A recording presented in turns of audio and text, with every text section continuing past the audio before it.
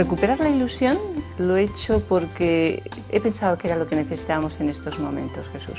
En estos momentos de dificultad, donde mucha gente es un drama, la experiencia que está viviendo, y al final dices, ¿qué necesitamos?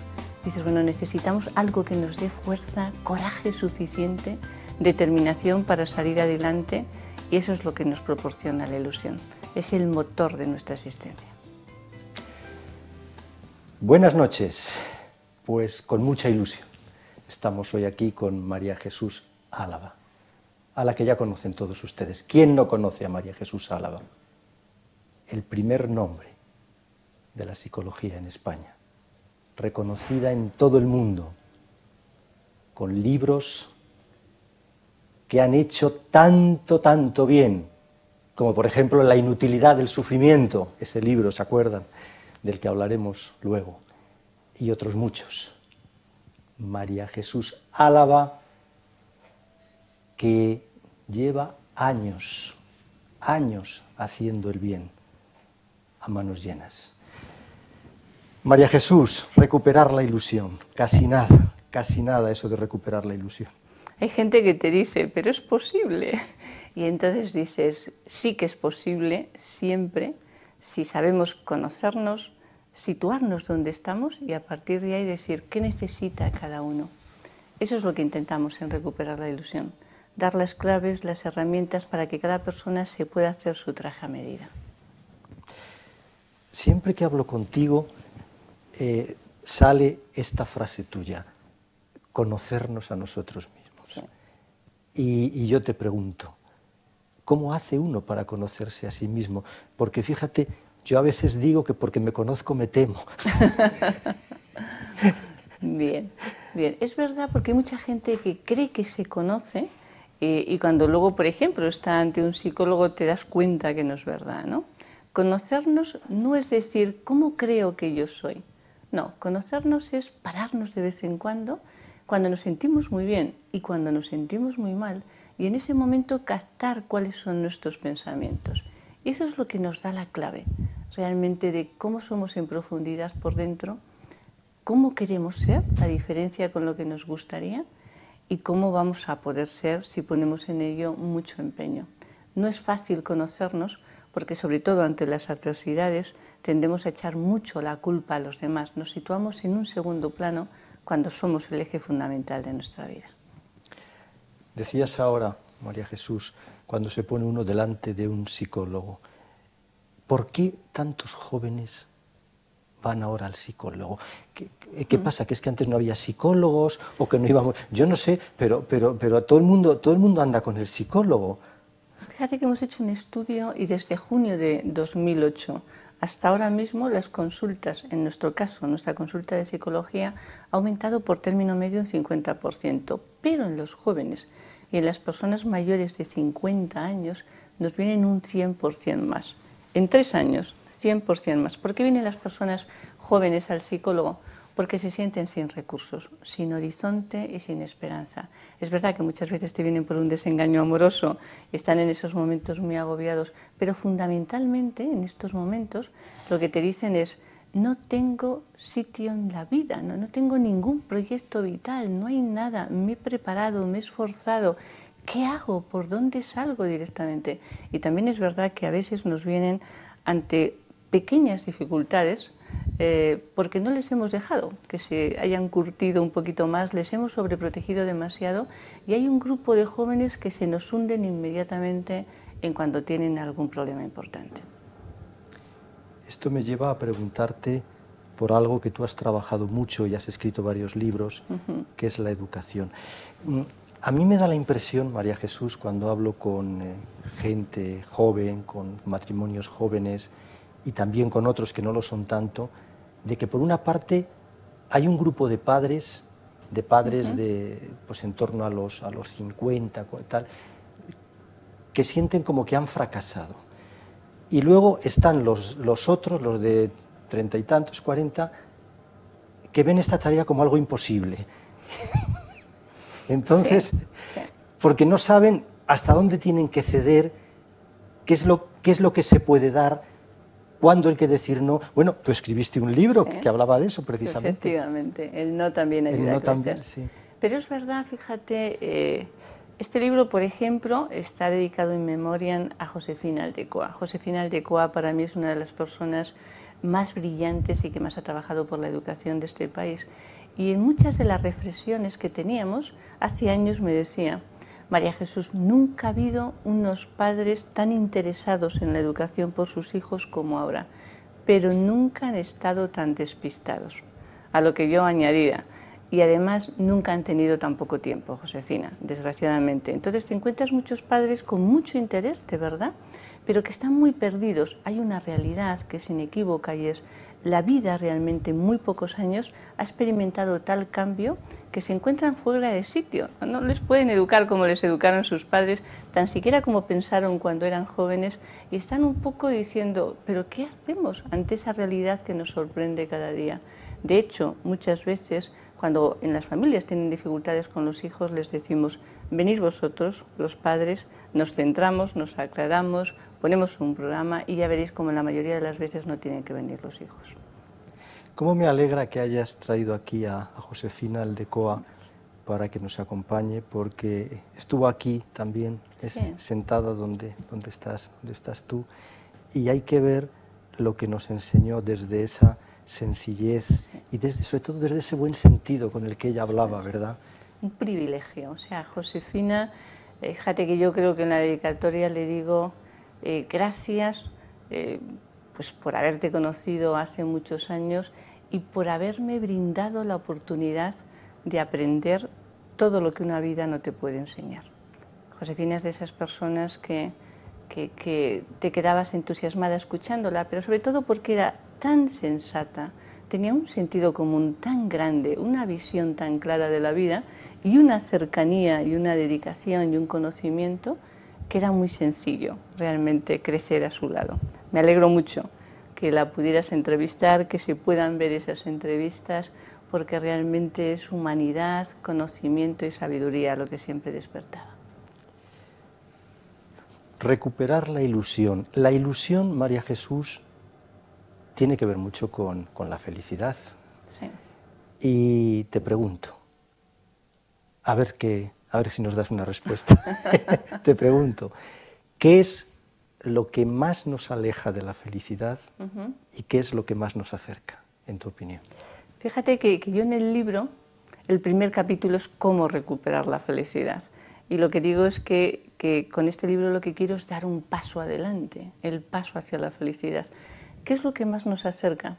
Precisamente la esperanza, la ilusión, esa confianza en que vamos a poder alcanzar nuestros objetivos y superar las dificultades. ¿Qué es lo que más nos desaleja? Nos aleja, pues yo te diría, el pesimismo, la desconfianza, pero sobre todo la desesperanza. Cuando una persona piensa que no tiene ninguna opción, no la busca. Al contrario, se va directamente hacia el fondo de esa especie de hoyo en el que mucha gente se encuentra. Sin ilusiones, sin esperanza, no podemos vivir. Con lo que te aseguro que vivimos todos es con miedo, con miedos, porque incluso los que dicen que no tienen miedo a nada, seguro que tienen algún miedo. El miedo nos acompaña siempre. Y tú dices en algunos de tus libros, yo lo he leído, dices que es fácil superar el miedo. Y yo no estoy de acuerdo contigo. Es complicadísimo. Tú fíjate que hay algo, Jesús, y es: no he conocido a nadie que no tuviera miedo a algo. Hay muchas personas que tienen muchos miedos y eso ya es tremendo, pero a nadie que no tuviera algún tipo de miedo. El miedo siempre decimos que la mayoría de las veces es irracional y realmente nos impide disfrutar de la vida, nos impide analizar bien las dificultades y nos impide superarlas. Cuando yo digo que es fácil, quizá a lo mejor soy demasiado optimista, pero es verdad que en el momento en que te lo propones lo puedes conseguir, pero no desde el miedo, sino desde la racionalidad, pero haciendo aquellas cosas que precisamente te provocan miedo, pero con unos recursos que no tienes anteriormente. Es decir, el miedo tú lo confrontas con la realidad. Cuando eres capaz de vivir esa realidad, demostrando que el miedo lo único que te impedía era disfrutarla, es cuando eres capaz de superarlo.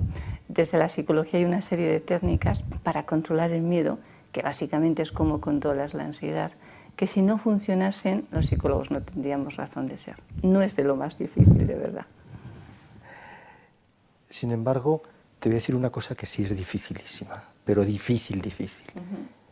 Y que parecería que no tiene que serlo, pero lo es.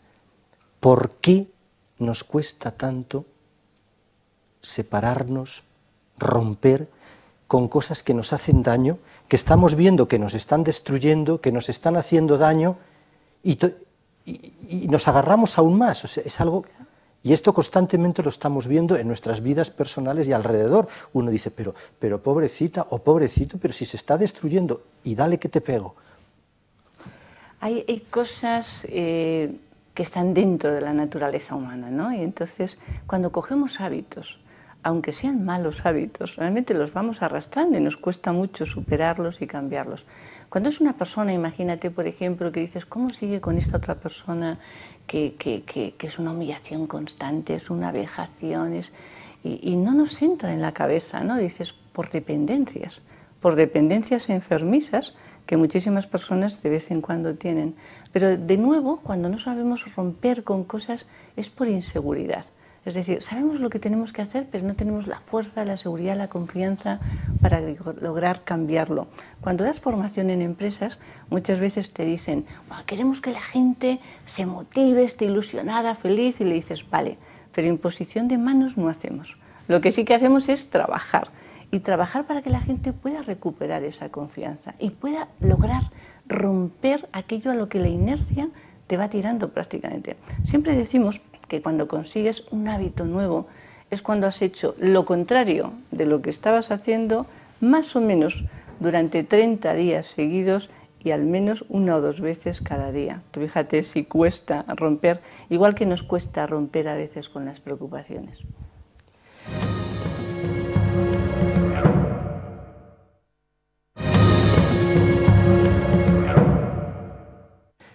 Volvamos a la felicidad. Volvamos a la felicidad, porque esto es algo que lo he aprendido de ti, como tantas cosas, y te doy las gracias, María Jesús. Lo he aprendido de ti. Hay que afrontar las cosas con alegría, con entusiasmo.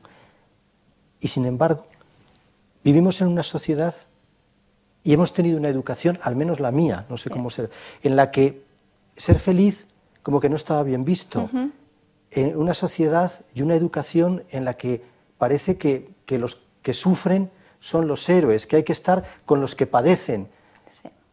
Y a mí todo eso no me gusta nada. Claro, ese ha sido uno de los grandes fallos que hemos tenido en la educación de hoy.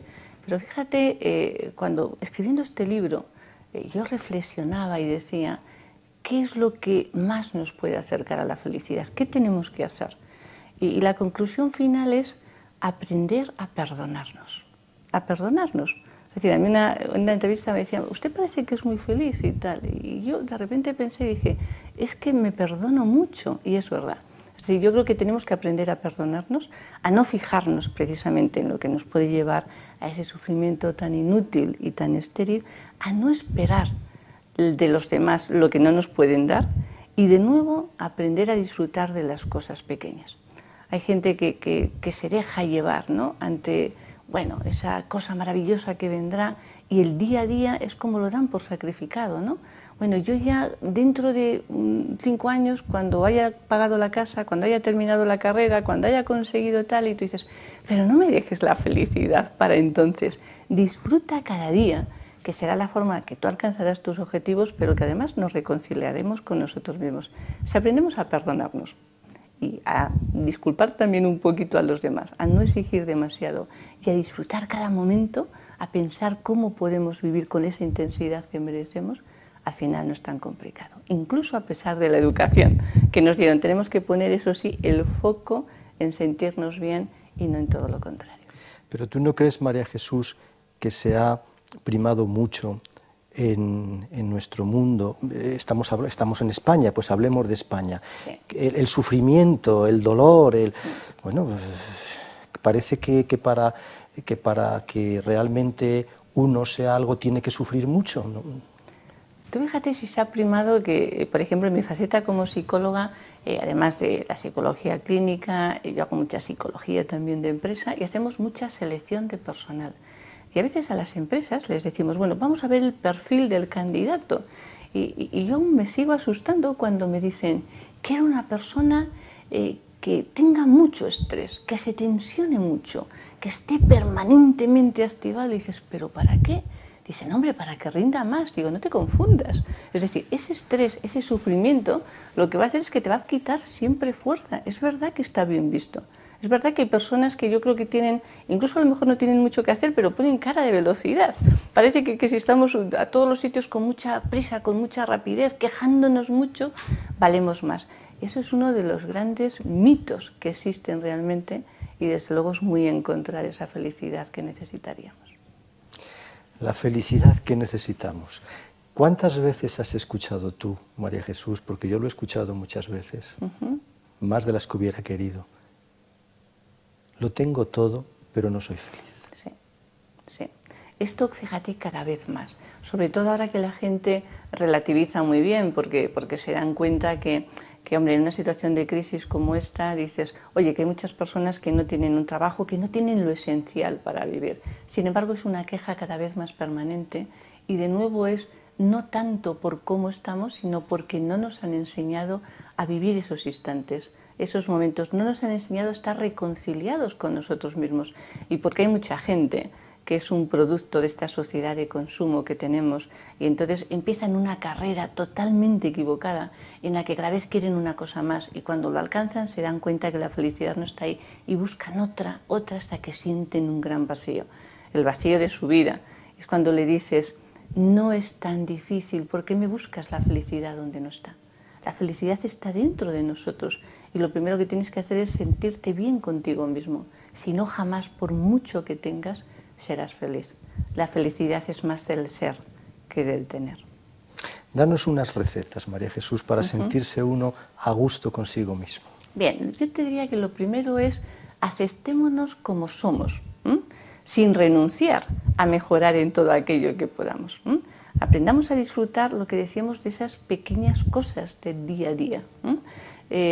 Reconciliémonos con los que tenemos alrededor. No les pidamos constantemente, eliminemos esa queja permanente que en muchas ocasiones tenemos. Busquemos momentos para compartir, pero momentos de felicidad y momentos de crecimiento. Pongámonos una meta cada día, una ilusión. Bueno, este día voy a hacer esto que me va a hacer especialmente feliz. Recuperemos el sentido del humor. Tú fíjate que uno de los capítulos que tenemos es cómo recuperar el sentido del humor. Y seamos proactivos, es decir, las cosas que queremos, tenemos que ponernos metas, pero las metas empiezan por pequeñas acciones, por pequeñas actividades que tenemos que hacer cada día y que no se nos pase un día sin que hayamos felicitado a alguien, sin que le hayamos dicho a alguna persona realmente lo que le queremos, lo que le estimamos, lo que le valoramos y sin que nos digamos a nosotros mismos que estamos contentos de conocernos, aunque sabemos que podemos seguir creciendo, porque eso realmente es fundamental. Pero recordemos que los adultos no funcionamos mediante el castigo, sino que funcionamos mucho más mediante el apoyo, el refuerzo, la cercanía, la valoración de la otra persona. Hagamos lo mismo también con nosotros mismos. Y sin embargo, ¿por qué nos machacamos tanto? ¿Por qué estamos permanentemente? Por costumbre, Jesús, por costumbre, es decir... Por malos hábitos. Por malos hábitos. Es como si inmediatamente, es como cuando una persona va al médico, empieza a hablar de enfermedad, todo el mundo ya se siente mal y empiezan a recordar. Son malos hábitos que tenemos que erradicar, que no nos conducen a nada nuevo, que no significa que seamos más profundos, sino todo lo contrario. Cuanto más nos machaquemos, más nos equivocamos, más nos debilitamos para salir de esa situación. El pesimismo, María Jesús. Me acuerdo de una cosa que me dijiste una vez hace ya algunos años, un dato que me diste, que era este. El pesimista vive una media de 8 años menos que ¿Te acuerdas muy bien? Que el optimista, me dijiste. Efectivamente, efectivamente. Vive una media de 8 años. 8 años menos vive un pesimista que un optimista, tomen nota. Y yo te digo, María Jesús, el pesimismo se contagia, sí. Es de lo más contagioso que hay. Sí, tú fíjate que el pesimista dices, vive menos, vive peor y hace la vida a veces imposible a los que tiene alrededor. Con lo cual llega un momento que dices, cuando tengas una persona pesimista, por favor intenta ayudarle. Pero si ves que quiere seguir en su pesimismo, que hay personas que quieren, es decir, no quieren moverse de ahí, déjale y aléjate, porque termina contaminándote de verdad. Hay mucha gente que te viene a consulta porque se siente mal, tienen miedos, por ejemplo, tienen inseguridades, y es porque han tenido alguna persona cercana profundamente pesimista. El optimismo lo que nos hace es que nos prepara el camino, no nos quita de la realidad, sino que el positivismo lo que hace es que nos ayuda a encontrar soluciones, a buscar siempre recursos para superar las dificultades. Esa es la gran diferencia. La importancia del sentido del humor, que tú aludías antes a ella, y que ocupa nada menos que un capítulo entero de este último libro tuyo, el humor como uno de los pilares de la inteligencia emocional. Claro, porque tú fíjate que el humor de nuevo es algo que tenemos dentro, que no lo tenemos que comprar, que simplemente es saberlo sacar y saberlo utilizar, y te produce, no sé, te produce sonrojo pensar que muchas personas que nos vienen porque se sienten mal, tenemos que volver a enseñarles cómo recuperar y cómo utilizar su sentido del humor. Es como si lo tuvieran ahí perdido, como si hubieran dicho, pero ¿cómo voy a estar de humor? Y tú dices, pero no te das cuenta que es el que te ayuda en los momentos de dificultad, el que te hace volverte a sentir bien, el que coge y hace que ante cualquier dificultad realmente te crezcas. En este país, en España, tenemos un gran sentido del humor, pero lo estamos perdiendo. Y tú dices, hombre, por Dios, está bien que nos parezcamos cada vez más a otro tipo de civilizaciones, quizá a lo mejor, pues oye, un poquito más adelantadas, pero no perdamos nuestro humor, como no perdamos el sentido de la amistad, que son dos de los principales baluartes que tenemos. Se ha comprobado, cuando una persona tiene más sentido del humor, tiene más defensas, más anticuerpos, incluso a nivel físico. Su sistema inmunológico sube y al contrario, cuanto menos sentido del humor de verdad, más presos estamos de las enfermedades, pero también de la infelicidad. La amistad, ahora que hablas de la amistad, ¿cómo se descubre al verdadero amigo del que no lo es, del que te usa, al amigo del conocido? ¿Qué tengo yo que mi amistad procuras? Que dicen los clásicos. Tú fíjate que hay gente que lo tiene complicado, porque es verdad que muchas personas se les acercan, pues porque a lo mejor en un momento determinado ocupan un puesto determinado, o porque piensan que pueden conseguir algo.